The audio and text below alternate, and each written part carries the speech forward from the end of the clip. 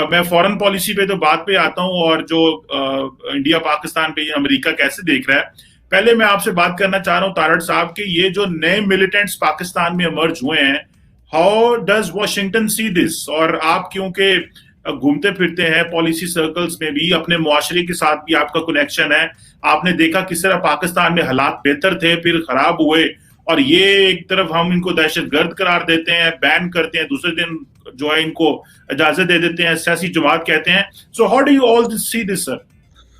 देखिए, इसमें मैं आपको दो इसमें अपने आइडियाज दूंगा, एक as an American point of view और एज एक Pakistani point of view. Pakistani point of view से मेरे ख्याल में ये मेरे ख्याल में पाकिस्तान की हिस्ट्री में एक और मजाक है जिसको बड़ा पुअरली हैंडल किया गया। एक मजहबी जमात जो कि बाद में सियासी जमात बनी, पहले उसके बारे में कहा जाता था कि एस्टेब्लिशमेंट की वो फेवरेट जमात है, फेवरेट एक ग्रुप ऑफ मुसलमान है, और जिस तरह रिजवी साहब उभर के सामने आए बड़े शॉर्ट पीरियड में मुमताज कादरी साहब के बाद, तो एक तो उनको मिस हैंडल किया गया, कभी लिफाफे देते दिखाया गया, कभी फिर उसके बाद ये भी एक अजीब सा तासर दिया गया। लेकिन उसमें जो मेरा इमरान खान साहब के हवाले से, इन्होंने पहले तो उनके साथ मुआहदे किए, अगर आप उनको मुआहदों को आप उन पे फुलफिल नहीं कर सकते तो आपको साइन करने की क्या जरूरत थी? एक तो वो मिस हैंडल पहले शाह साहब ने किया, फिर उसके बाद शेख रशीद साहब ने किया, अब तीसरा मुआहदा फिर कर लिया उनसे। एक तो ये गलती, फिर उसके बाद ये था कि उन्हें भाग के आपने उन पर पाबंदी लगा दी। एक तो रिजवी साहब की गलती मैं समझता था कि वो एक मजहबी जमात थे, उनको सियासत में आने की जरूरत नहीं थी, नहीं आना चाहिए था, चले वो आ गए।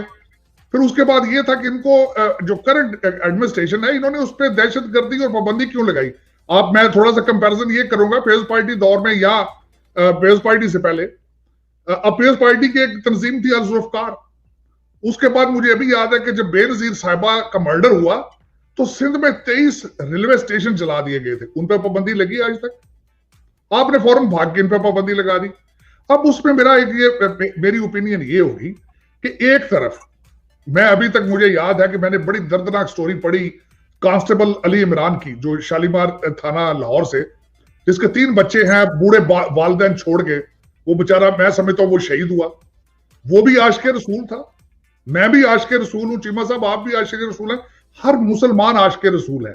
एक आशिक़े रसूल दूसरे आशिक़े रसूल को मार रहा है, वो दोनों कह रहे हैं कि अब दोनों शहीद हैं। आज के दिन में हाफिज वहीद साहब जो जख्मी थे, आज बेचारे वो भी शहीद हो गए हैं, वो भी कहते हैं शहीद है। 600 बंदा जख्मी हुआ है, 200 बड़े क्रिटिकल है। जो क्रिटिकल होते हैं उनमें ऑलमोस्ट वो भी बेचारे मरे हुए ही होते हैं। तो इस एक बड़े लेवल के ऊपर सारा कुछ ही हुआ। इसको पाकिस्तानी एडमिनिस्ट्रेशन ने मिस हैंडल किया, इनको मेरे ख्याल में बिल्कुल ज्यादती की गई। देखें कि फ्रांस में अभी तक आपका पाकिस्तानी एम्बेसडर कोई नहीं है। एम्बेसडर क्या होता है? आपके अवाम का एक नुमाइंदा होता है, आपके जज्बात की अक्कासी करता है वहां पे। आप चले, एक तो ये मसला मिस हैंडल, आपने कौन सा मसला अच्छे तरीके से हैंडल किया? आपके आटे के डाके हैं, चीनी के डाके हैं, आपके कई और चीजें हैं।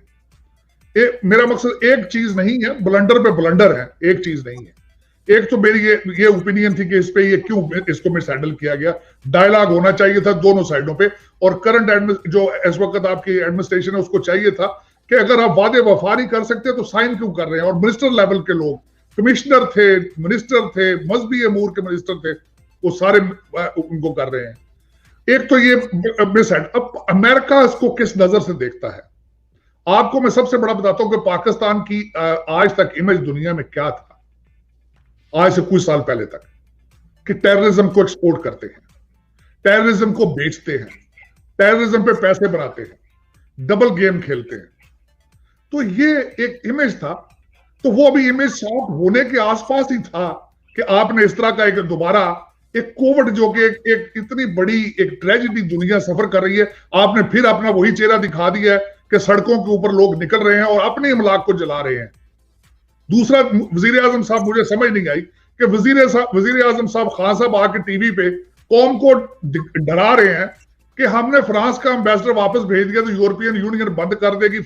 मुझे ये बताएं आपकी क्या चीज एक्सपोर्ट हो रही है? पहले आपका स्वाय एड का पैसा आता है और वापस दुबई और लंदन और न्यूयॉर्क चला जाता है, आपकी स्टैब्लिशमेंट और आपके पेशावर सियासतदान उसको खा जाते हैं।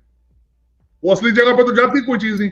आप मुझे ये बताएं, स्वाय सियालकोट से चंद कटलरी सेट, सर्जिकल चीजें और लेदर की जैकेटों के अलावा आपके पास क्या चीज आप एक्सपोर्ट कर रहे हैं, या क्या सलाहियतें रखते हैं आप? तो खामखा कौम को डरा रहे हैं कि हमने फ्रेंच एम्बेसडर को ये किया तो ये हो जाएगा, वो हो जाएगा। मेरा खुदा रहा, आपके पास सिर्फ एक मैंडेट था करप्शन को रोकने का, वो आप रोक नहीं सके। आज मैं मुझे इतनी इंतहाई शर्म महसूस हुई कि आज जहांगीर तरीन साहब का एक नुमाइंदा अपना राजा साहब अपना डेलीगेशन लेके खान साहब से मिले और उसके बाद उसकी स्टेटमेंट पता क्या आई है कि मैं इसमें इन्वॉल्व नहीं होऊंगा। इसका मतलब आप पहले इन्वॉल्व थे उसमें। एक केस चल रहा है कोर्ट में, एफआईए के पास है, प्राइम मिनिस्टर का क्या काम है उसके बारे में प्रेस कॉन्फ्रेंस दें और मुलाकात करें उन लोगों को। ये मैनेजमेंट स्किल्स हैं आपकी, ये लेवल है आपके। अगर इस तरीके, आपका क्या ख्याल है, लोग नहीं देख रहे आपको? पाकिस्तान में नहीं देखा जा रहा, इंटरनेशनल लेवल पे नहीं देखा जा रहा कि आप चीनी के डाकों पे एक स्टेप आगे जाके आप दूसरे एक स्टेप पीछे आने की कोशिश कर रहे हैं। तो ये इस तरह, ये एक इमेज है पाकिस्तान का मेरे ख्याल में। Pakistan need a serious government और सीरियस स्टेप्स। अब देखे मैं छोटी सी, जिस तरह मैं बताता हूं, एक स्टेप आगे जाते हैं, दो स्टेप पीछे। इंडिया के साथ चाइना कपास की पहले ट्रेड का सिग्नल दिया, फिर एक स्टेप पीछे। उनके साथ नेगोशिएट आप कर रहे हैं चीजें मिडिल ईस्ट में, लेकिन कौम को एतमाद में नहीं ले रहे हैं। मेरा मकसद है कि इसको चाहिए कि आप सीरियस स्टेप्स लें, माजी की गलतियों को देखकर आगे चलें। आपने माजी में बहुत गलतियां की, 73 साल में इस मुल्क में बहुत बड़े बड़े ब्लंडर किए गए हैं, लेकिन यह कि उन पे फायदा उससे नहीं उठाया जा रहा अभी तक भी। हमारी एक तो ये बाहर की इंपोर्टेड जो कैबिनेट है, आधे से ज्यादा तो अमेरिकन है वो, और मैं बड़े अफसोस के साथ कहता हूं कि उनका क्रेडेंशियल क्या है कि वो सिर्फ सियासतदानों को या खान साहब के यहाँ पे शौकत खानम के लिए चंदा इकट्ठा करते रहे हैं, या उनको एयरपोर्ट पे पिक एंड ड्रॉप की उनको सहूलत देते रहे। किसी के कोई क्रेडेंशियल्स नहीं है, कोई एक्सपीरियंस नहीं है, कोई पोर्टफोलियो नहीं है, कोई उनकी तालीम नहीं है, कोई कुछ भी नहीं। अफसोस के साथ मैं कहता हूं, ये कितना अरसा चलाएंगे आप? कितना अरसा मिली आप कौम को, अवाम को कितना अरसा धोखा देंगे? चाहे वो पीपल्स पार्टी दे, चाहे नून ग्रुप दे, चाहे पीटीआई दे, चाहे एस्टेब्लिशमेंट दे। एस्टेब्लिशमेंट भी तो पाकिस्तानी है, अदलिया भी तो आपकी पाकिस्तानी है, वो कौन से बाहर से आए? लेकिन एक चीज उनमें, सब में एक चीज कॉमन है कि उनमें नेशनलिज्म नहीं है। अच्छा तारड़ साहब, ये बताइएगा कि आप कहते हैं कि ये जो आपने एक स्केच खींचा है, इस सारे स्केच में आप नहीं समझते कि एस्टैब्लिशमेंट तो चाहती थी कि टीएलपी को टफ टाइम दिया जाए। जो कदम उठाए थे वो इमरान खान साहब ने तो नहीं उठाए थे, फ्रैंकली स्पीकिंग। जरा मेरा सवाल सुन लीजिएगा। बैन करना, दहशतगर्द करार देना, उसका बोलना, ये काम इमरान खान का नहीं है, ये काम उन्हीं का था। वो समझते थे कि पाकिस्तान का एक पॉजिटिव इमेज होना चाहिए, ये लोग ब्लैकमेल कर रहे हैं हमें, रियासत जो है वो जत्थों की शक्ल में, जत्थों के प्रेशर से फॉरेन पॉलिसी के फैसले नहीं करते। लेकिन तारड़ साहब ये बताएं कि जो इमरान खान साहब है उनको नजर आ गया कि मैंने तो 2 साल बाद इलेक्शन लड़ना है, और ये सारा दाएं बाजू का राइट विंग कंजर्वेटिव वोट है जो कि मेरी सियासत को खराब कर देगा। और शेख रशीद के घर के बाहर प्रोटेस्ट हो रहे थे। तो आप तारड़ साहब ये जरा इसको जरा लाइन ड्रॉ करें। मैं as a student of politics इसको ड्रॉ कर रहा हूं कि एस्टैब्लिशमेंट तो खड़ी थी कि रियासत का ठीक इमेज करें और इनको जो है वो दबाएं, और पुलिस इनिशियली देख रही थी लाहौर में और जिन जगहों पे भी, ना रेंजर थी ना फौज थी।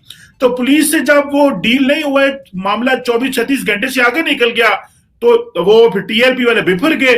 इनसे कुछ हुआ ना हो तो इन्होंने क्या कर लिया, इन्होंने कहा अब तो राय आमा हमारे खिलाफ हो गई है, तो अवाम गालियां देने लग पड़ी है, तो लिहाजा स्टेप बैक कर लो, बजाय इसके कि ये कल को सारा दाएं बाजू का वोट ही हमसे फिसल जाए और हम आज के रसूल होने के बावजूद दुश्मन बन जाएं।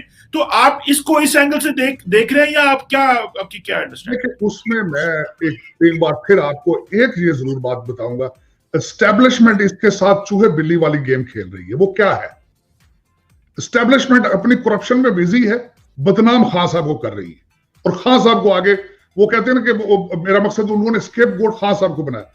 अब ये शुरू से सारी एजेंसी रिपोर्टें होती है, हर चीज सामने होती है, लेकिन उस पर कुर्बानी का बकरा खान साहब बनते हैं। लेकिन अगर मुझे ये बात बताएं, और ये आज की स्टोरी नहीं है, एस्टेब्लिशमेंट तो अप्रूव नहीं कर रही है, बिल्कुल पीटी खान साहब के साथ काम नहीं कर रही शुरू से। आपके पास सबसे बड़ी उसकी मिसाल मौजूद है कि पंजाब में वो आपके इतने चीफ मिनिस्टर और इतने जो अफसरान है वो आगे पीछे जा रहे हैं, और ये अंडरस्टूड सी बात है। एस्टेब्लिशमेंट बिल्कुल आपके पाकिस्तान में जितनी अफसरशाही, जितनी अदलिया, जो कुछ भी है, वो दो ग्रुपों में इन्वॉल्व है। पीपल्स पार्टी में उनकी हमदर्दियां या पीपल्स पार्टी के साथ हैं या नून लीग के साथ हैं। उनको अभी पता ही नहीं है कि पीटीआई को किस तरह हैंडल करना है।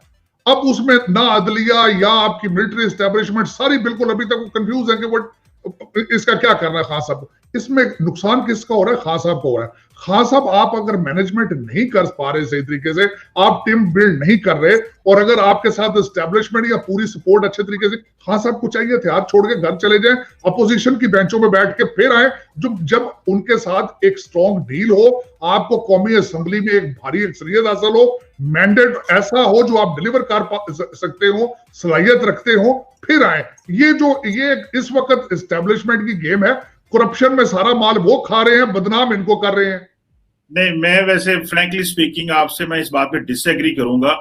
उसकी वजह यह है कि एस्टैब्लिशमेंट देखें, जो बंदे भी अब पावर में आते हैं फिर इल्जाम तो लगता है, ठीक है, बाजवा साहब, आसम बाजवा साहब के ऊपर इल्जाम लगे और जारी बात है ये फिर एक वो चीजें अंडर द कार्पेट चली जाती हैं। लेकिन इस वक्त जनरल बाजवा की लीडरशिप में मेरी जाती राय ये है